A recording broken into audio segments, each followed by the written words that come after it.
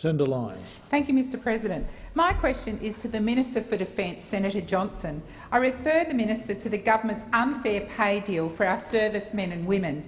Given that the Prime Minister has now bowed to public pressure and partially backed down to reverse cuts to Christmas leave, food and motor vehicle allowances, isn't it time that the Minister picked up the phone to tell the Prime Minister to back down fully and stop the real pay cut for ADF personnel?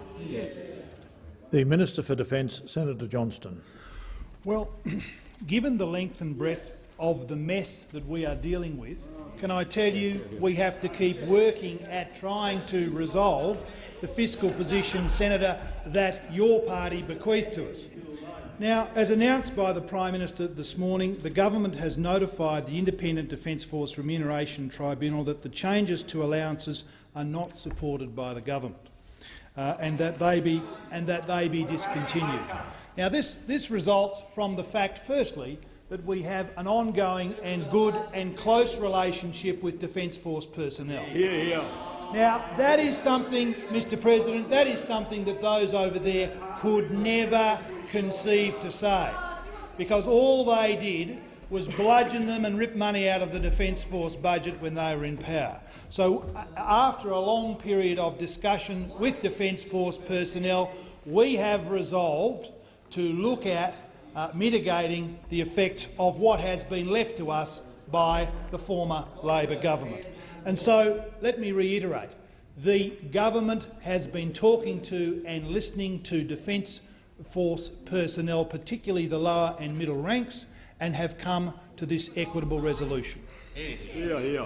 Senator Lyons, a supplementary question. Thank you, Mr President. I refer the Minister to the fact that almost 60,000 people have signed a petition calling on the government to improve the unfair pay deal to ADF personnel. Will the Minister prove that he's a doer and not just a talker, and ensure that ADF personnel don't suffer a real pay cut? Order on my right. Order on my right. Minister. Well, thank you, Mr President. May I assure the Senator, not that she's particularly interested, that the terms and conditions of service currently enjoyed by Australian Defence Force personnel are far and away— Pause the clock. Point of order, Senator Moore. Mr President, I believe those comments reflected on the senator involved, and I'd ask the minister to take that away, to remove those comments. No, I don't think there's a point of order there, Senator Moore. Minister. Thank you.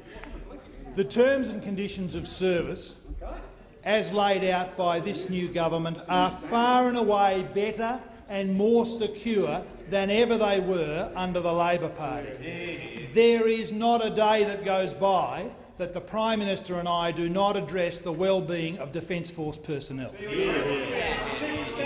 Order on my left. Senator Lyons, a final supplementary question. Mr President, well, let's get to the heart of who's really interested.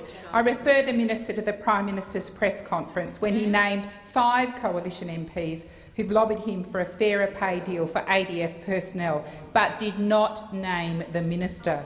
Given the importance of this issue to ADF personnel, why hasn't the Minister lobbied for a better deal, and why wasn't he invited to the Prime Minister's press conference? On my right, on my left.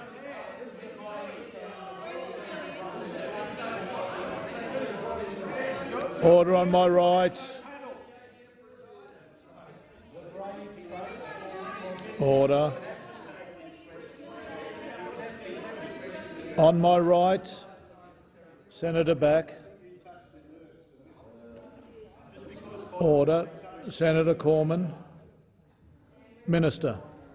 Mr President, in complete contrast to the disconnect between the day-to-day activities in defence in the Labor government just gone, between Defence Force personnel and the 2 Prime Ministers that were present, I don't need to lobby our Prime Minister.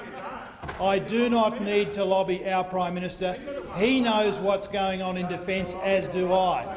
We work at these issues together, and may I say, we have an extremely good relationship with Defence Force personnel.